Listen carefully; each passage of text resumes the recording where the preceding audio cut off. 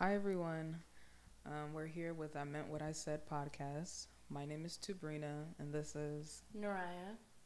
I'm an education intern that works with Philly, providing educational services for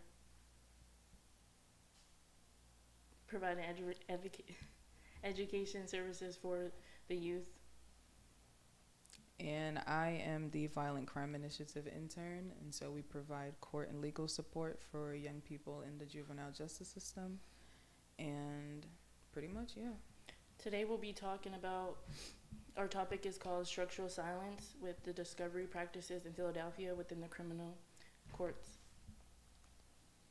And so, as by way of introduction, like I said, my name is Tubrina. I'm an undergrad student. I major in paralegal studies with a criminal justice focus. And I major in psychology and political science with a focus on law school. I also intend to go to law school as well. So, to get into our topic, it is discovery practices.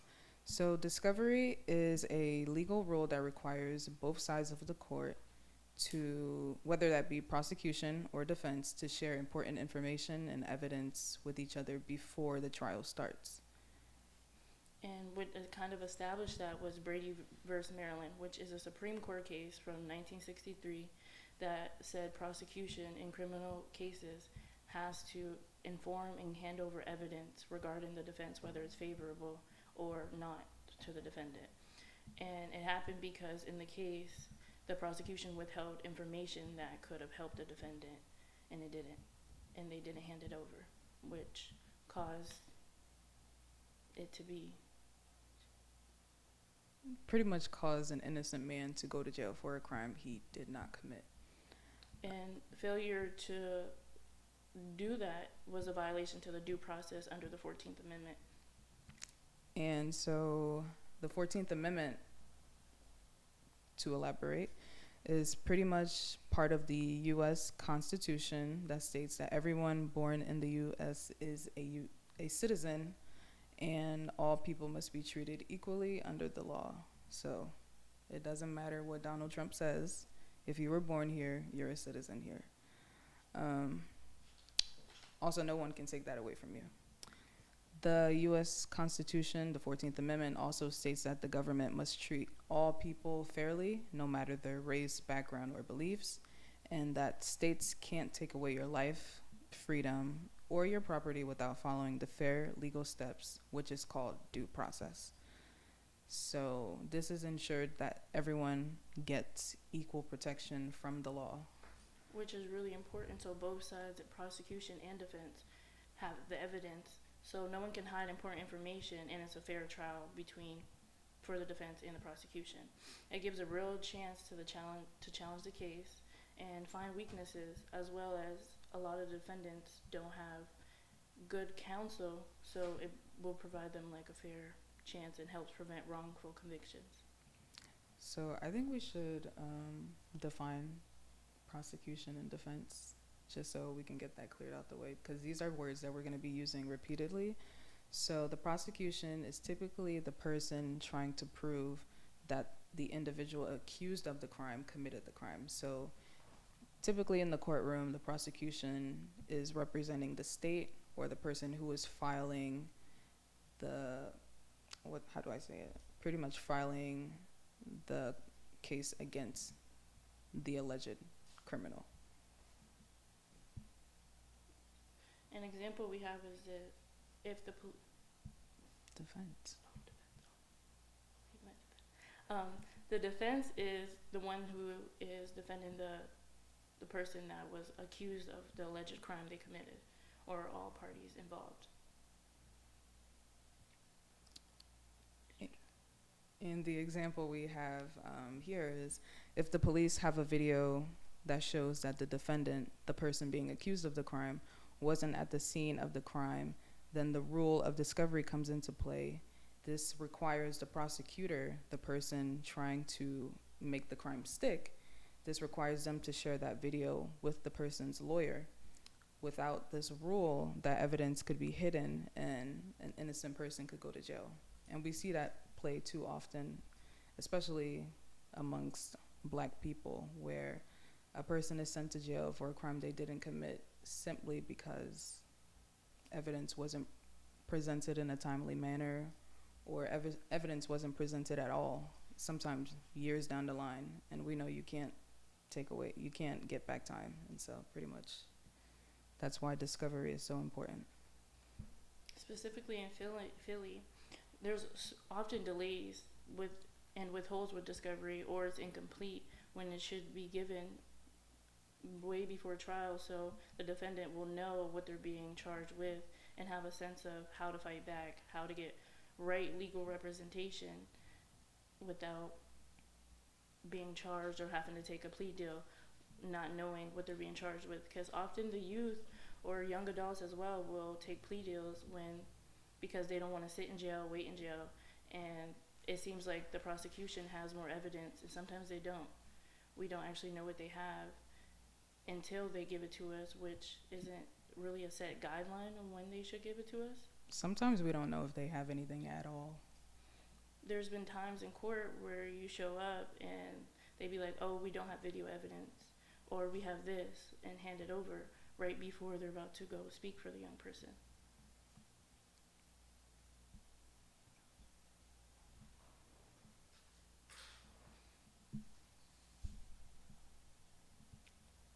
Can I cut you off? It doesn't have to be like I say something, You say something. Right. It can just Be natural. fill in them the blanks. Like how we were talking earlier, I was just asking a question and you was just swinging them out. You're nervous as shit. Want water? Do you want water? There's water right here. You want a water bottle? They got water in here. Am I making you nervous? I'm not even paying. You're not even. No, I don't even think anything. it's you. It's just me. Okay. Yo. And I'm also getting hot. Yeah, so am I. Turn the AC down? Yes.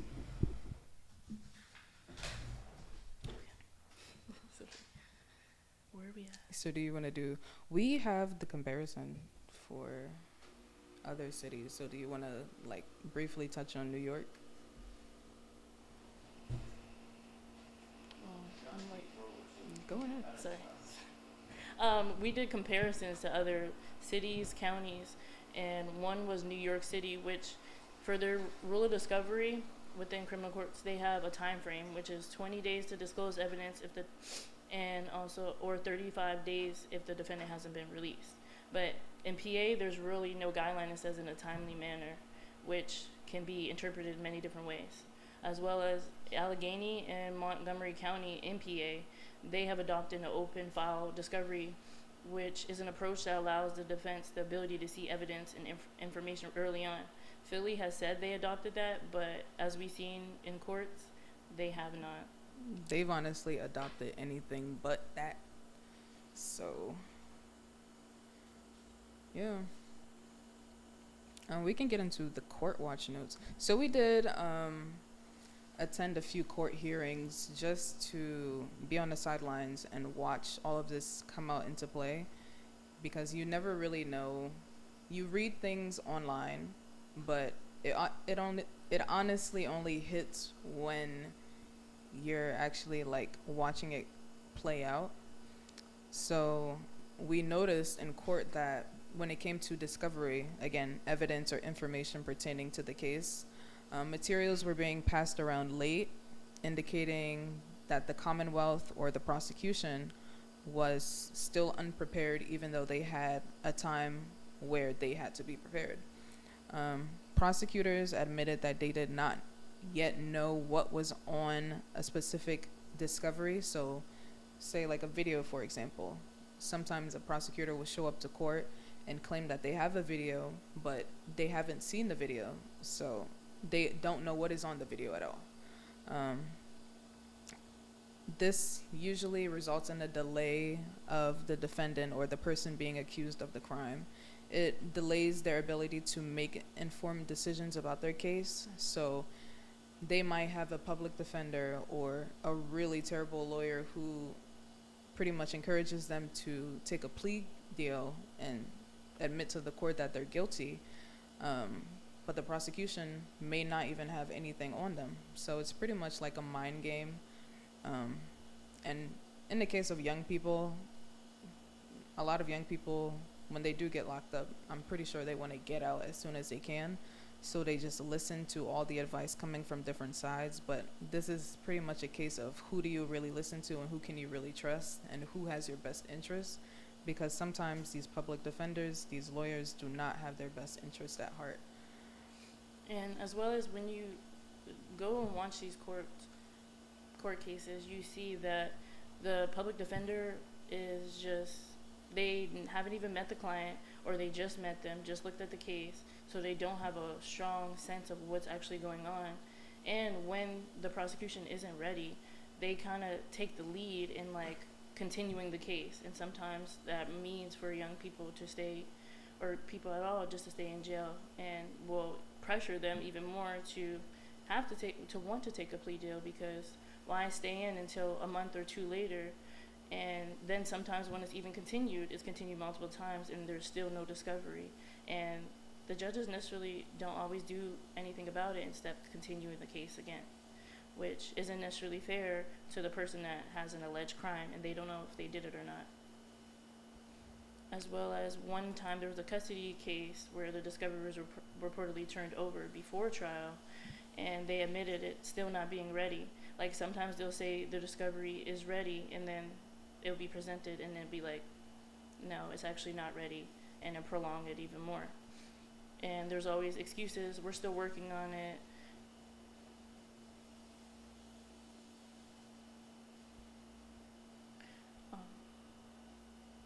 And sometimes discovery is incomplete with no explanation offered at all.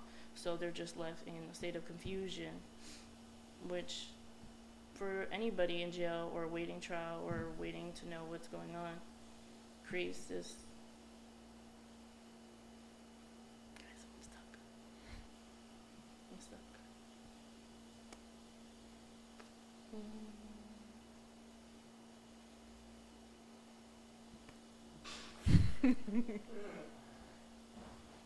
What? Did you forget?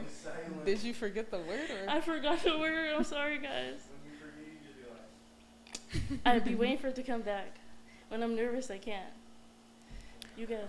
We've noticed there's like a lack of accountability, especially on the prosecutor's end, and as well as on the defense end. Because if you're not pushing to get your client the best deal that they can possibly get, then you're definitely just not doing anything. A lot of common excuses that we find or that we hear in court by the prosecution is that we're still working on it. We're waiting for the officers to send over their report. We believe some of it is correct, but not all of it.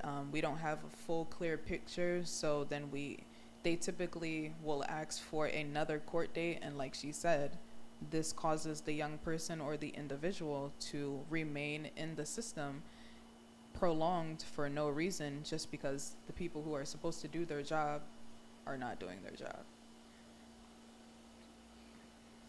Another issue is one of the, I would say, like if you call them guidelines that we have, you're supposed to get the evidence discovery before trial, which sometimes in certain cases is better to have before the prelim, because at the prelim you can see that there is really not that much evidence to continue to a trial, and that the case should be dismissed.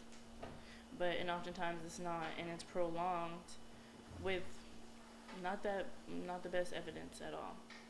And a preliminary hearing or prelim hearing is basically the hearing that happens before, which decides for everyone to take the case to trial. So say a young person gets locked up, the very first court hearing that they have, where they appear in front of the judge, where all of their charges are laid out in front of them and in front of the court, that is the preliminary hearing. And at that specific hearing, depending on the evidence or all of the evidence that is supposed to be presented, that will dictate whether the case should be taken to trial, or it should be dismissed, or it could be just handled right there. The court delays is really a violation to the due process. Like, they're not receiving fair counsel, fair trial, and overall just not fair to the defendant, which will most likely take a plea deal or be convicted of a crime they did not commit. And there's so much disorganization in the court, which suggests a Brady violation. But no one really speaks out about it. As you see, it's been an ongoing issue for a long time, but especially the public defender office being so backed up and not even knowing what cases they're going to present or anything. No one raises the concern of, like, why isn't there a set guideline? Why isn't there a set time frame? And what are we going to do about it? Because we see other cities, other states creating a timeline and a guideline of what to do, but we're not doing anything. Especially Philadelphia as a whole isn't necessarily doing what other cities and counties are doing in PA. They go by their own set of rules, it seems like, and they don't care to violate or give late discovery or how it really impacts the defendant. Or the young person. And we're pretty much advocating for there to be a set standard, a set timeline, whether that be 2 weeks, 15 days, 30 days prior to the very first court hearing. We're trying to implement that there be a guideline that prosecution and defense follows, so that the young person or the person who is incarcerated or being held at the moment can be given a fair trial and a fair chance within the system, in a system that is already broken and typically against them. We also did like a comparison between Philadelphia and other predominantly black cities. So for a few background facts, Philadelphia, it estimates to have 1.5 million residents as of 2024. 20% of the population is under 18, with 15% of that population being over 65. There is a 43% of predominantly black or African Americans in the city as a whole.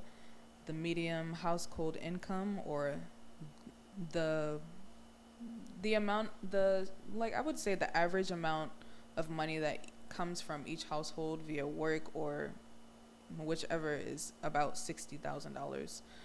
The poverty rate is bordering above 20%. High school diploma, there's like a 75%, I would average, like 75% of people have a high school diploma. 34% have a bachelor's degree or higher. So bachelor's degree pretty much have gone to a 4-year university and have pursued a graduate school. When it comes to the initial discovery obligations, under Pennsylvania Rule of Criminal Procedure 573, the Commonwealth must disclose certain materials to the defense within 30 days of the defendant's arraignment or at a later time ordered by the court. Now, typically, not a lot of people follow this rule, even though it's a set rule. Pretrial motions and discovery deadlines.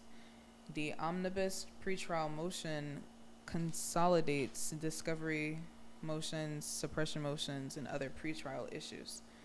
So pretty much this is like a second rule that speaks on the deadlines of the specific type of discovery or evidence or anything that falls under that category that can be presented to the court.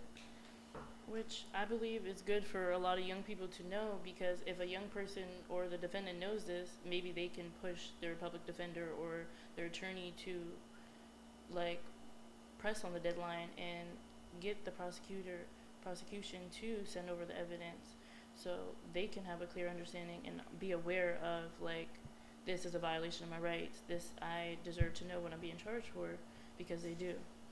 And the defendant's discovery obligations, they have more limited discovery obligations and must still comply within specific rules. But the defendants can also request for discovery on behalf of their attorney. or themselves. On behalf of themselves.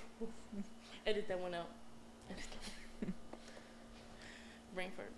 Required disclosure includes notice of alibi defense. If the defendant plans to claim an alibi, they must provide the prosecution with the names and address of alibis and witnesses at least 15 days beforehand, and a notice of intent to present an expert testimony. If experts will testify on the defendant's behalf, the defendant must disclose the expert's name. So Typically, expert witnesses are people who have conducted like evaluation. So this could be someone with a degree where they probably conducted a psychological evaluation on the person being charged with the crime. the statements by the defendant, if the defendant chooses to provide statements of evidence, these are also discoverable. Physical evidence is if the defendant intends to introduce physical evidence, notice may be required. Defendants are not required to disclose all evidence or witnesses, unlike prosecutors. If the defense fails to comply with these obligations, they risk exclusion of evidence or witness at trial. Now, to focus on that section where we said the defendants are not required to disclose all evidence or witnesses, unlike the prosecutors, that is typically because the defense is the person who is being accused of the crime. So they do not have to present everything. It is the prosecution. If someone is accusing you of committing a crime, it is their duty to prove that you have committed that crime, and it is their duty to bring all of the evidence so everyone can be presented with it. So, I mean, not to even be like that, but like, if I committed a crime and I know that I did, I don't have to tell anyone. It is up to the person accusing me to prove to everyone that I committed the crime.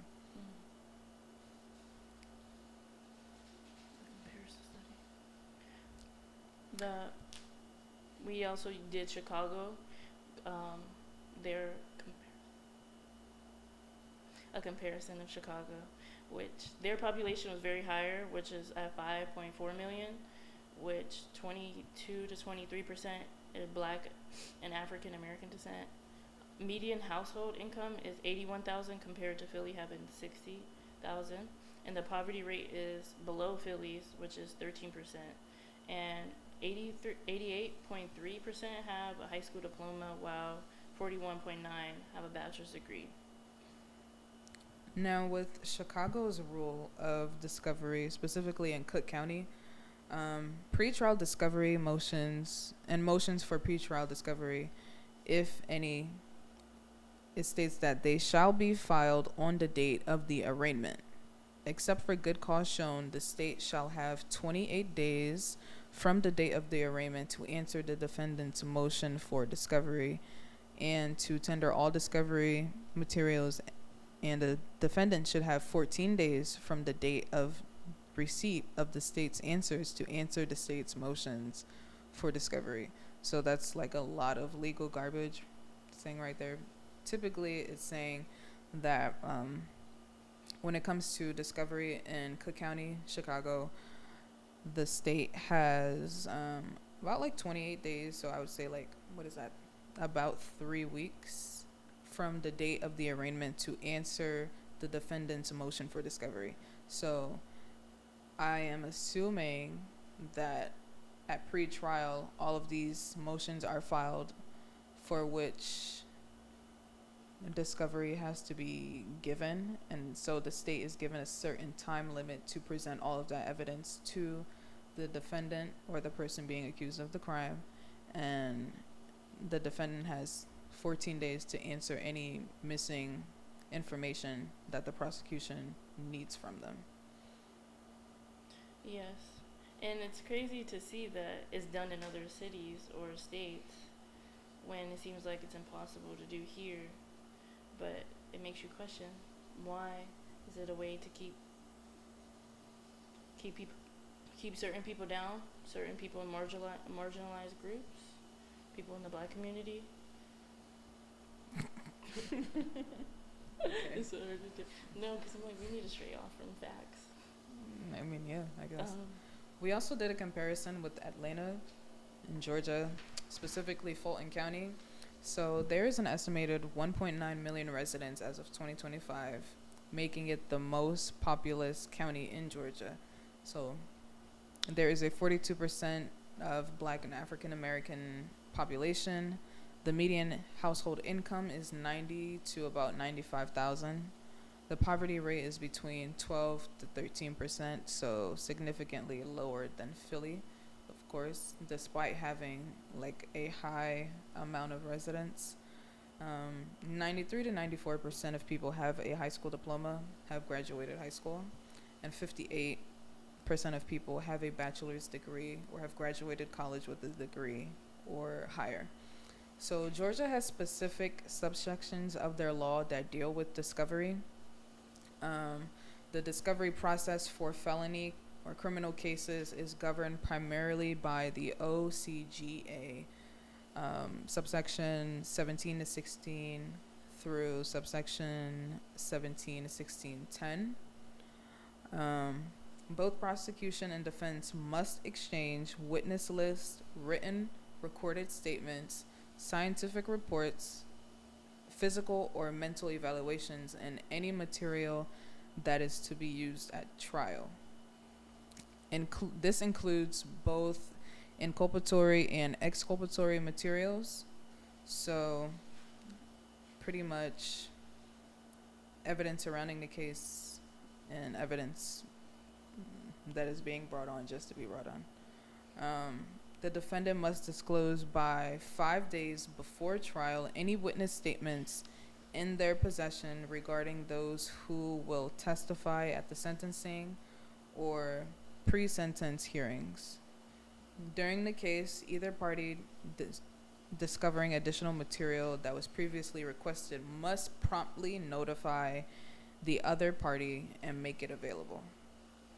So when researching Georgia's laws, there isn't like an exact timeline for their persecution. It just says that both the prosecution and the defense must exchange the evidence. And if there is evidence found during a trial, promptly, it must be notified promptly to the other party. And in each example with the different counties, you see a difference in how they interpret Brady versus Maryland, and how they have set guidelines when, if we were all to abide by Brady versus Maryland, it would be handed over immediately as soon as the prosecution knows, which should be done, and way before trial sometimes, because often, as we see it, cases can be thrown out. In each example, they say before trial. Why do we have to wait till trial when some of the evidence isn't even that great to make it to trial and waste the defendant's and prosecution's time? Yeah. So pretty much those are all of our findings. Our main goal here is to, hopefully by the end of this, implement some specific type of, I guess, rule within the Philadelphia court system that gives the prosecution a specific timeline where they must follow and must adhere to when it comes to presenting evidence against someone who is being allegedly accused of committing a crime. And it's good to raise awareness, so until sometimes change comes, it's good for people to know that certain rights are being violated, constitutional rights, and certain things need to be changed, because there's no awareness around discovery being an issue, or that much awareness that it is a problem that we face, especially in Philly. Mm-hmm. It's also very important that young people learn to know their rights. Our comic book here, it does a really good job of explaining all of the rights that we all have, and it's especially vital for young people to know, especially when dealing with people who work against them in the system that is supposed to protect them. So that is all we have. We thank you guys for listening, and Thank you. we hope that all of the information provided sticks, and hopefully you learned something new.